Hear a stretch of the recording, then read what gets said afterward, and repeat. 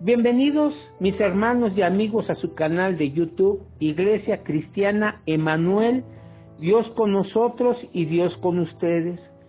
En esta mañana presento un devocional titulado El justo y los pecadores, por lo cual les pido pongan su atención a este tema, ya que será para edificación para sus vidas.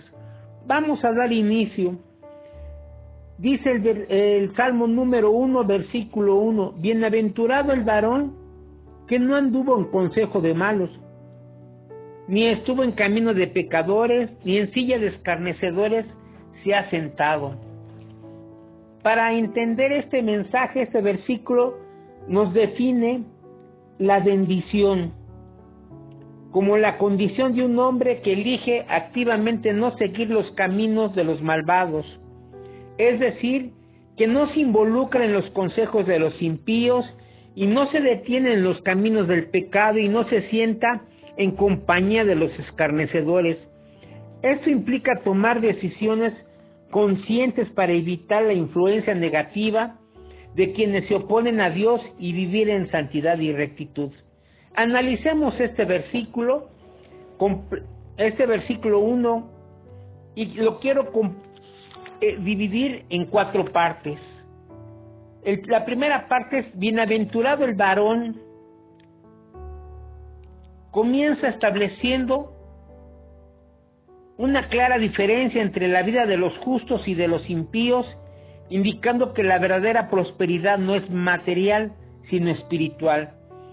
En la otra parte, no anduvo en consejo de malos. Esto nos indica que es una decisión de no dejarse de guiar por las ideas y planes de quienes actúan mal, rechazando su sabiduría y sus métodos.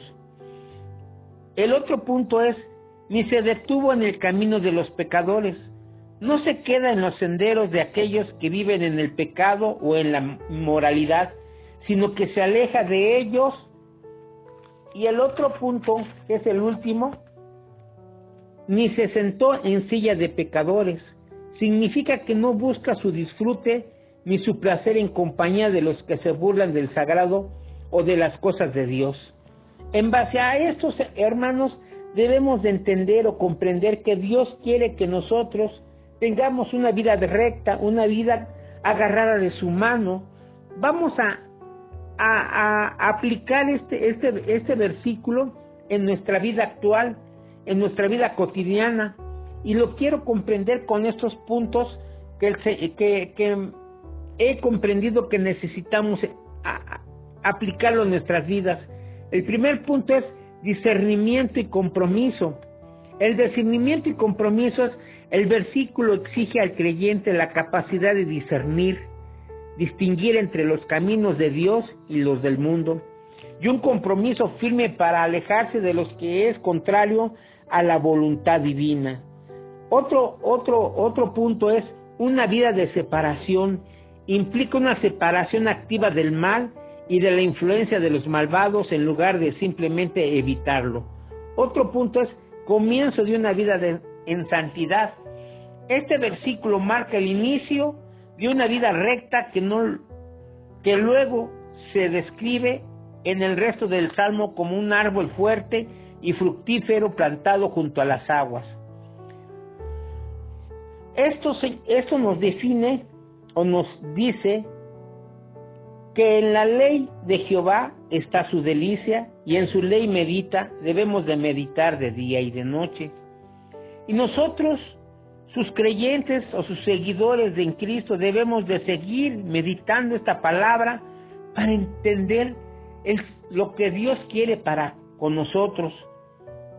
En estos momentos se define al hombre bienaventurado por su deleite en la ley de Dios, la cual es un gran placer y objeto de meditación constante día y noche, a diferencia de los que no se deleitan en la ley de Dios, y en cambio siguen los caminos del pecado y el mal.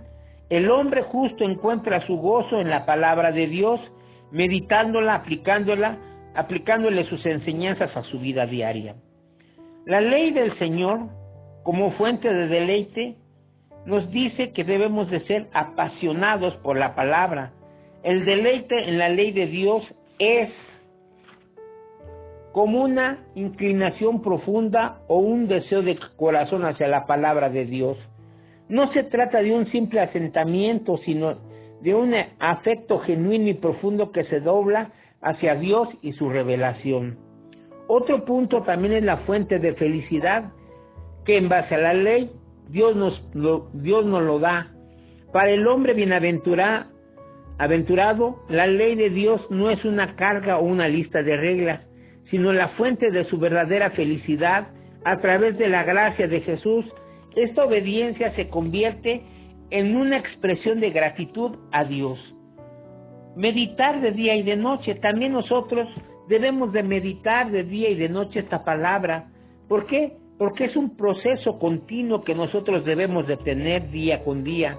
La meditación constante de día y de noche significa que la palabra de Dios no es solo un pensamiento fugaz, sino un tema recurrente y persistente en la mente del creyente. Es un proceso de rumiar, reflexionar, y habla de las Escrituras, nutrición espiritual.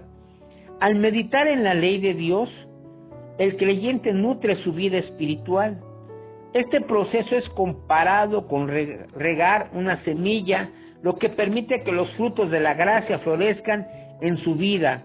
Esta meditación no se limita a los 10 mandamientos, sino que abarca toda la palabra de Dios.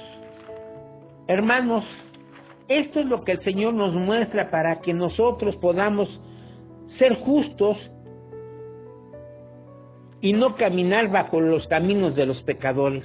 Sigamos adelante manteniéndonos fieles y firmes a lo que Dios pide que nosotros seamos para seguir morando bajo su morada y su dirección.